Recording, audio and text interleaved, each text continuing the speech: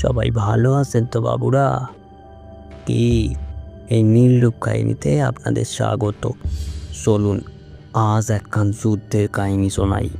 হ্যাঁ বাবু, যুদ্ধ। ঠিক বেঠিক, সত্য মিথ্যা, বিশ্বাস আর বিশ্বাসঘাতক, এই নিয়েই যুগের পর যুগ চলে আসছে নানান যুদ্ধ। এইরকমই নিজের থেকে বেশি দেশকে ভালোবাসে এমন এক সৈনিকের গল্প।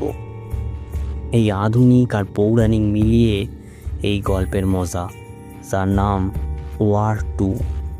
দেশের কিছু সৈনিক দেশকে সুরক্ষা রাখার জন্যে দেশেরই মধ্যে লুকিয়ে থাকা শত্রুদের হাত থেকে সুরক্ষা রাখে এই আমাদের মতো সাধারণ মানুষদের। এমন এক সৈনিক যার নাম কাবির। কাবির জাপানে একটা কন্ট্রাক্ট পেয়েছিল, চুক্তি পেয়েছিল একটা মাফিয়ার দলকে মারার জন্যে। কাবির সেখানে যায়, আর সেই মাফিয়ার দলের একটা পোষা জন্তু কাবিরকে হামলা করে। কিন্তু কাবিরের চোখ দেখে সেই জন্তু কাবিরের সাথেই চলতে থাকে। জন্তুটা কাবিরকে হামলা করতে ব্যর্থ হয়, তাই মাফিয়ার দল কাবিরকে হামলা করে। কাবির একটা তরোয়াল নিয়ে বাম দিক ডান দিক ওপর নিচু ঘুরিয়ে ঘুরিয়ে মাটিতে সবাইকে শুইয়ে দেয়। মাফিয়া দলের যে হেড, সে একটা হেলিকপ্টারে চেপে ব্যাটা পালিয়ে যাচ্ছিল। তখন কাবির সেই তরোয়াল নিয়ে একটা ব্রিজ ভেঙে দেয়, আর একটা বন্দুক হাতে করে হেলিকপ্টারের পাইলটকে এম করে গুলি চালায়। হেলিকপ্টার ভেঙে পড়ে, আগুন লেগে যায়। মাফিয়া দলের সবাই শেষ হয়ে যায়। কাবির শেষ করে দেয়। যে কাবিরকে চুক্তি দিয়েছিল সে কাবিরকে টাকা দেয় তার কাজ করে দেওয়ার জন্য। এবার কাবিরকে বলে, কেউ চায় যে তুমি শুধু তাদের হয়ে কাজ করো, তাদের গ্রুপে যোগ দাও, যার জন্যে এই জাপানের চুক্তিটা তোমার একটা পরীক্ষা ছিল, তুমি এই পরীক্ষায় পাস করেছো। এবার প্রশ্ন হলো, ক্রিসের এই গ্রুপ আর এই গ্রুপ ক্রিসের উদ্দেশ্যে, সেটা জানার আগেই কাবিরকে ক্লোরোফর্ম গ্যাস দিয়ে অজ্ঞান করে দেয়। কাবির যখন চোখ খোলে দেখে তাকে বন্দি করা হয়েছে। যারা বন্দি করেছে তাদের একটা গ্রুপ আছে, যে গ্রুপের নাম কলি গ্রুপ। এই গ্রুপে বিভিন্ন দেশের সব বড় বড় ব্যক্তিরা যুক্ত আছে, যাদের নজর এখন ভারতের দিকে। কলি গ্রুপের একজন কাবিরকে বলে, তুমি আমাদের সাথে কাজ করো, তাতে তুমি যা চাইবে তাই পাবে। কাবির রাজি হয়ে যায়। কিন্তু কাবির কেন রাজি হয়? তাহলে কি কাবির নিজের দেশের সাথে বেইমানি করছে? কাবির জিজ্ঞাসা করে, তাহলে আমাকে কি করতে হবে? কলি গ্রুপের একজন বলে, তোমার পিছনে যে আছে তাকে মেরে ফেলো। আর এই মানুষটা কর্নেল লুথরা। কর্নেল লুথরা কাবিরকে ছেলের মতো ভালোবাসে।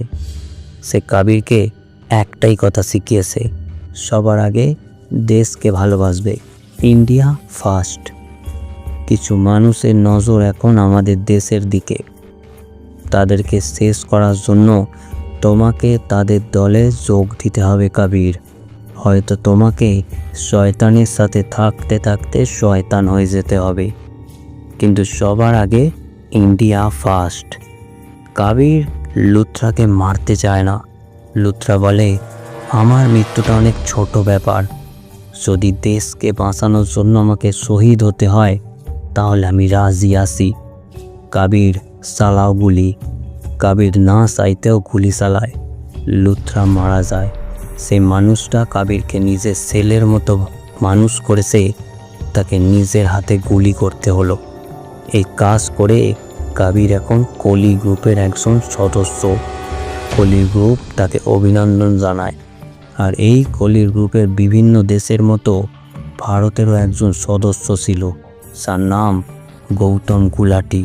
আর এই গৌতম গুলাটি নিজের দেশের সাথে বেইমানি করছে, আর অন্যকে দিয়েও বেইমানি কাজ করাচ্ছে। যেমন কাবিরের হাতে লুথরাকে শেষ করে দিল। অন্যদিকে লুথরার শোক সভায় দেখা যায় লুথরার মেয়ে কাবেয়া সে তার বাবার মৃত্যুতে ভেঙে পড়ে।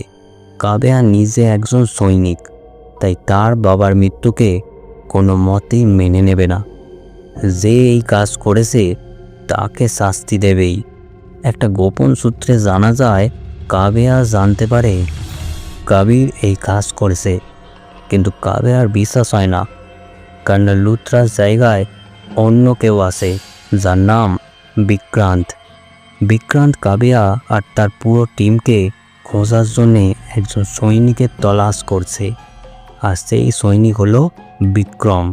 বিক্রম একজন সৈনিক যে নিজেকে সবার আগে রাখার জন্যে সব কিছু করতে পারে। এখন কাবিরকে খোঁজার জন্যে তারা একটা উপায় খোঁজে, আর এই উপায়টা হলো রুহি। রুহি হলো কাবিরের গার্লফ্রেন্ডের মেয়ে। রুহির মা নাই, তাই তার দেখাশোনা করে কাবির। এখন রুহিকে ফলো রাখছিল বিক্রম আর কাবেয়া।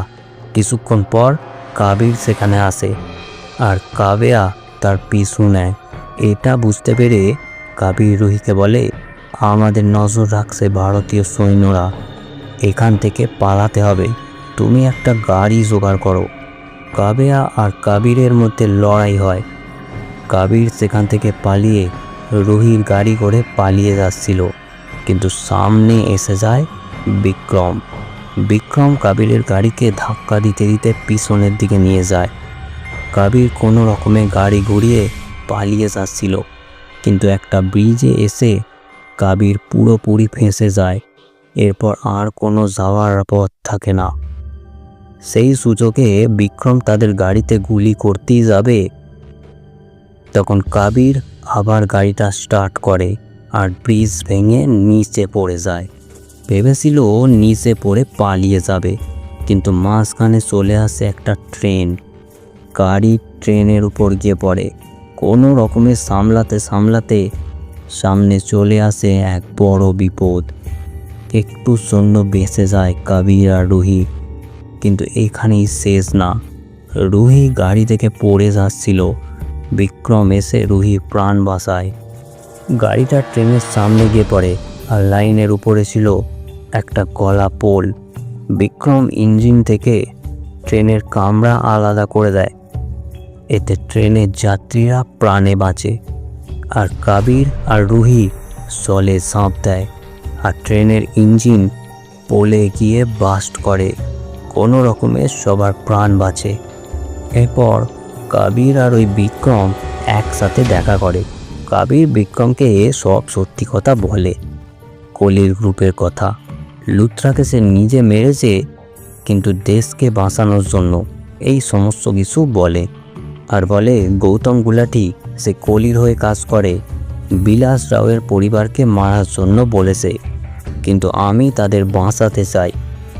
আমাদের দুজনকে এই কাজ করতে হবে, তুমি কি এই কাজে আমার সাহায্য করবে? বিক্রম রাজি হয়ে যায়। এরপর সেই দিন বিলাস রাওয়ের পরিবার ফ্লাইটে করে যাচ্ছিল। তাদের মারার প্ল্যানটা এই ফ্লাইটেই ছিল, তাই বিক্রম আগে থেকেই এই ফ্লাইটে ছিল। উপরের থেকে কিছু মাফিয়া দল সেই ফ্লাইটে হামলা করে। যখন দেখে বিক্রম বিপদে আসে, তখন কাবির আরও একটা ফ্লাইট থেকে ঝাঁপ দেয়। ফ্লাইটের উপরে একটা লড়াই হয়, দুজনে সব মাফিয়ার দলকে শেষ করে দেয়। বিলাস রাওয়ের পরিবারকে বাঁচিয়ে নেয়। কিন্তু এখানে আসে কাহিনীর একটা বড় টুইস্ট। বিক্রম বিলাস রাওয়ের পরিবারের সবাইকে মেরে ফেলে, কারণ সে নিজে কলির হয়ে কাজ করে। আর এটা কাবির জানতো না। কাবির বিক্রমকে মারতে যাবে, তখন বিক্রম কাবিরকে কিছু কথা মনে করিয়ে দেয়, আর একটা প্যারাশুট দিয়ে কাবিরকে নিচে ফেলে দেয়। যে কথাটা মনে করিয়ে দেয় সেটা হলো কাবিরের ছোটোবেলাকার কথা। কাবির আর রঘু দুজনে ভালো বন্ধু ছিল। রঘু হচ্ছে সেই ছেলে যে বিক্রম নামে পরিচিত। রঘু আর কাবির দুজনেই ভালো বন্ধু ছিল। তারা অনাথ ছিল। তারা ওই রাস্তাঘাটে চুরি করে বেড়াতো, আর এটা শিখিয়েছিল রঘু। রঘু কাবিরকে হাতিয়ার চালানো, চুরি করা এইসব শিখিয়েছিল। একদিন চুরি করতে গিয়ে কাবির ধরা পড়ে যায় পুলিশের হাতে। রঘু চাইলে পালিয়ে যেতে পারত, কিন্তু বন্ধুকে একা রেখে সেরে যায়নি রঘু। একসাথে জেলে গেছে সারা। সেখানে কর্নেল লুথরা আসে আর সেই সব বাচ্চাদের বোঝায়, দেশের জন্য যদি কাজ করো তাহলে জেলের ঘানি টানতে হবে না কোনো দিন। লক্ষ্য একটাই রাখতে হবে, ইন্ডিয়া ফার্স্ট। জেলে থাকা সব বাচ্চাদের পরীক্ষা হয়, যারা যারা পাস করে তাদের সাথে লুথরা নিজে সাক্ষাৎ করে, এটা বোঝার জন্যে যে দেশের জন্যে কাজ করবে এমন উপযুক্ত কে আছে। কাবির হয়ে ওঠে লুথরার উপযুক্ত সৈনিক হওয়ার যোগ্য, আর রঘু হয়ে যায় ফেল। কাবিরের কাছে সবার থেকে আগে ইন্ডিয়া ফার্স্ট, রঘুর কাছে রঘু ফার্স্ট। রঘু দেশের আগে নিজেকে চয়েস করেছে, কিন্তু কাবির নিজের আগে দেশকে চয়েস করেছে। রঘু কাবিরকে বলে, চল আমরা জেল থেকে পালাই, বাইরে গিয়ে আবার চুরি করব। কিন্তু কাবির রাজি হয় না। রঘু আঘাত পায় আর জেলের পাঁচিল টপকে পালিয়ে যায়। সেই রঘুর কথা কাবির আজও বলেনি, কিন্তু কাবিরকে এই কলির গ্রুপের কি প্ল্যান সেটা জানতে হবে। তাই কাবির গৌতম গুলাতির লোকেশন ট্র্যাক করে, তার কাছে চলে যায়। সেখানে গিয়ে জানতে পারে কলির নজর দেশের প্রধানমন্ত্রীর দিকে। এই চেয়ার খালি হলে কলির গ্রুপ দেশকে শাসন করবে। এটা জানতে পেরে কবির কলির গ্রুপকে সাবধান করে দেয়, বলে, তোমরা যেখানে যেখানে থাকো না কেন আমি তোমাদের একে একে খুঁজে খুঁজে শেষ করব। এটা বলতে বলতে হেলিকপ্টারে করে বিক্রম চলে আসে আর গৌতম গুলাতিকে মেরে ফেলে, কারণ কলির গ্রুপে একটা মেন চেয়ার তার চাই। গৌতম গুলাতিকে মেরে তার জায়গা নিতে চাইছে বিক্রম, আর এর দোষ চাপিয়ে দেয় কাবিরের ওপর। বিক্রম এবার কাবিরকেও মারতে যাবে, কিন্তু কাবির একজন চালাক সৈনিক, সে সব কিছুর জন্য নিজেকে তৈরি রাখে। এই জাহাজে বম বাস্ট করিয়ে দেয় আর একটা স্পিড বোট নিয়ে পালিয়ে যায়। একটা হেলিকপ্টার তার পিছু করলেও তাকেও বাস্ট করিয়ে দেয়। বিক্রম একটা বোট নিয়ে তার পিছু নেয়, কিন্তু কাবিরকে ধরতে পারে না। কাবির এবার নিজে কাবিরের হাতে ধরা দেয় আর সব সত্যি কথা খুলে বলে, কে দেশের হয়ে কাজ করছে আর কে দেশের সাথে বেইমানি করেছে। সরকারের কাছেও এটা প্রমাণ করা দরকার ছিল, আর তারা একটা বড় নেতার কাছে যায়, কিন্তু সেখানেও কাবিরের উপর হামলা করে, কারণ ওই নেতা ছিল কলির সাথে যুক্ত। এখানে কাবিরকে বাঁচায় তাদের হেড বিক্রান্ত। এবার কাবির আর বিক্রান্ত একটা প্ল্যান করে, একজন গুন্ডাকে দিয়ে রঘুকে ফোন করায় আর বলে, কাবিরকে শেষ করে দিয়েছি, কাবির মারা গেছে। রঘু বুঝে যায় এবার তার রাস্তায় আর কেউ আসতে পারবে না, এবার সে এই খেলায় ফার্স্ট হবেই। রঘু ফার্স্ট, কিন্তু কাবির যে এই খেলার কখন পাশা বদলে দেবে সেটা রঘু ধরতেই পারবে না। রঘু সারানকে পাহারা দেওয়ার জন্য যায় আর কাবির সারানকে গুলি করে। এটা দেখে রঘু অবাক হয়ে যায়, কারণ কাবির জানতে পেরে যায় যে সারান এই দেশের সাথে বেইমানি করেছে। একটা গুলি রঘুকেও মারে কাবির, কিন্তু এমন জায়গায় মারে যাতে সে না মরে। যতই হোক, রঘু কাবিরের ছোটবেলাকার বন্ধু বলে কথা। রঘু সুস্থ হয়ে কাবিরকে ফোন করে বলে, এবার কোনো সৈনিক হয়ে নয়, শুধু তুই আর আমি লড়াই করব, সে বাঁচবে সে হবে ফার্স্ট। কাবির বলে, ঠিক আছে, তোর এই ইচ্ছাটাও পূরণ করে দিচ্ছি।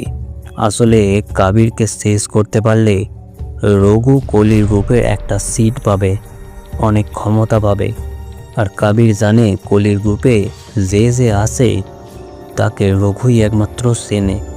তাই রঘুর থেকে আদায় করতে হবে কলির গ্রুপের সমস্ত তথ্য। আর বিক্রান্ত আর কাবিরের দায়িত্ব ছিল ভারতের প্রধানমন্ত্রীকে সুইজারল্যান্ড থেকে ভারতে পৌঁছে দেওয়া, কারণ কলির নজর ভারতের প্রধানমন্ত্রীর দিকে ছিল। কাবির চলে যায় রঘুর কাছে। রঘু তাকে একটা ভিডিও দেখায় আর বলে, প্রধানমন্ত্রীর ওপর এক্ষুনি হামলা হবে। কাবির এই সংবাদ মাইক্রোফোনের দ্বারা জানিয়ে দেয় বিক্রান্তকে। সেখানে লড়াই শুরু হয়। আর এদিকে লড়াই শুরু হয় কাবির আর রঘুর মধ্যে। রঘু বলে, তুই নিজেকে অনেক বড় হিরো মনে করিস তাই না, ভারতের বেস্ট সৈনিক, কিন্তু এটা ঠিক না। তুই যার সাথে থাকিস সে আগে শেষ হয়ে যায়, নেয় না তোকে ভালোবাসতো, তোর জন্য প্রাণ হারায়। এটা শুনে কাবির রেগে যায় আর রঘুকে মারে। রঘু তারপরেও বলে, খালিদ তোকে গুরু মনে করতো, সে মরে গেল তুই জানতেও পারলি না। কর্নেল লুথরা, তুই তাকে নিজে হাতে গুলি করেছিস। তোর সাথে যে থাকে সে আগে শেষ হয়ে যায়, আর সবার আগে শেষ হয়েছে রঘু। এই বলে রঘু কাবিরকে মারে। এক যুদ্ধ লেগে যায় দুজনের মধ্যে। আর এদিকে প্রধানমন্ত্রীকে গুন্ডাদের হাত থেকে রক্ষা করে, ফ্লাইটে তুলে দেয় ভারতে যাওয়ার জন্য। কিন্তু ফ্লাইটে এখনও বিপদ আসে। কী বিপদ সেটা জানতে পারে না, তাই সবাইকে ফ্লাইট থেকে নামিয়ে দেয়। ফ্লাইটের পাইলট হয়ে যায় কাবেয়া। এদিকে রঘু আর কাবিরের লড়াইয়ে কাবির জিতে যায়। লড়াই করতে করতে রঘুর পেটে একটা সুঁচলো ফলা এপার ওপার হয়ে যায়। রঘু এবার স্বীকার করে, তুই ঠিকই, আমি হেরে গেলাম। তোর কর্নেল লুথরা তোকে ঠিকই চিনেছে। সবার আগে ইন্ডিয়া ফার্স্ট। কাবির বলে, এখনও সময় আছে, তুই জিততে পারবি। ফ্লাইটে কী সমস্যা আছে বল। রঘু বলে দেয়, ফ্লাইটে একটা লাশ আছে যেটা রঘু বম ফিট করে ফ্লাইটে তুলে দিয়েছিল। বিক্রান্ত আর তার টিম সেই লাশকে বাইরে ফেলে দেয়। ফ্লাইট নিরাপদে ভারত পৌঁছে যায়। আর এদিকে কাবির রঘুকে নিয়ে চিকিৎসা করায়। রঘু আবার ঠিক হয়ে যায়। এবার রঘু কলির গ্রুপের সবাইকে চিনত, তাই কার কার কুনজর ভারতের দিকে ছিল তাদেরকে কাবির আর রঘু দুজনে মিলে শেষ করে দেয়। কাবির যেটা ছোটবেলায় বুঝে গিয়েছিল, রঘু সেটা বুঝতে 20 বছর সময় লেগে গেল। ইন্ডিয়া ফার্স্ট কাহিনী এখানেই শেষ হয়ে যায় বাবু।